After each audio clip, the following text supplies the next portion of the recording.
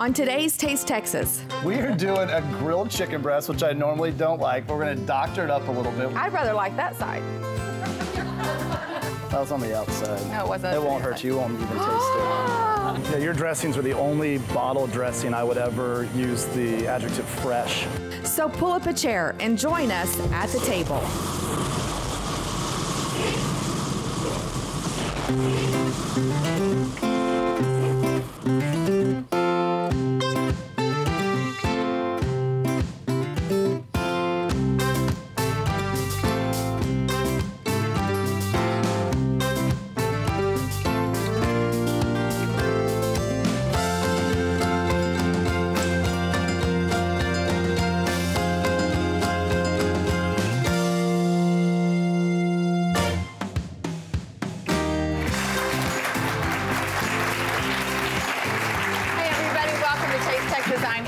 Thank you for joining us, and thank you for those joining us here in studio. And I'm Garth Blackburn. Oh, yeah, that's right. The guy with the white coat that usually cooks around here. Yeah, so go ahead. Tell us what you're making today, Chevy. Oh, my gosh, that's a great way to start off today's show. We are doing a grilled chicken breast, which I normally don't like. We're going to doctor it up a little bit with some awesome flavoring, which will also have a field shoot, a little farm that we go visit, yes, a production facility we go visit. And we're going to serve that on some fresh farm greens and some freshly baked bread, which I'm not a baker, but y'all are going to learn how to make some really simple bread. Ooh, I'd love to learn that. Oh, they love that. They do. Y'all are my kind of people. Bread lovers. Okay, let's go. Since you know how to clean the chicken now, as far as trimming it so it's the same thickness, I'm going to let you get at that one. Seriously? Absolutely. What am I doing here? You've watched enough shows. You've been on enough shows. You want me to cut that off? No. All right, so what we're going to do is... So I trim off any of the real fatty or connective tissue part. And then... I didn't see much fat on there, that's why I hesitated. But... I know. Yeah, I wouldn't eat that. That's exactly what I thought. Okay, what I'm gonna try and do right now is I'm gonna save a little bit of the excess piece, but I wanna have the chicken be the same thickness. Okay. So I'm gonna cut it, so see how it's the same thickness there? Okay.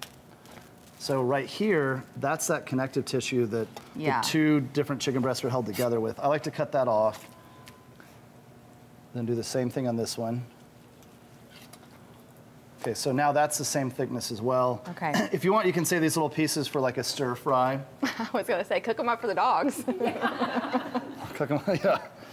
This is a blush wine vinaigrette. We're gonna let that soak, not for more than 20 or 30 minutes because the acidity in it will start to almost cook the chicken. Okay. So we'll set that to the side. Alrighty. And now, move this as well. Now we're gonna make some bread. Yes. Yes. Yes. Okay, here's what we're gonna start Speak my with. language. 2 cups of water.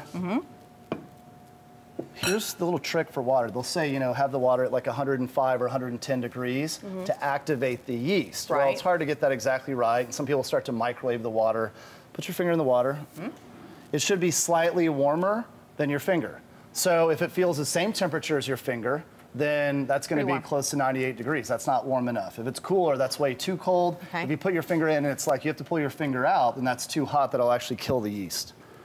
So we'll put, it's half a package of quick yeast, and I'll have you stir that in. And as you know, I'm not a baker. The only things that you need to know measurement-wise on this, 2 cups, okay, so we'll put a little more yeast in for what fell out.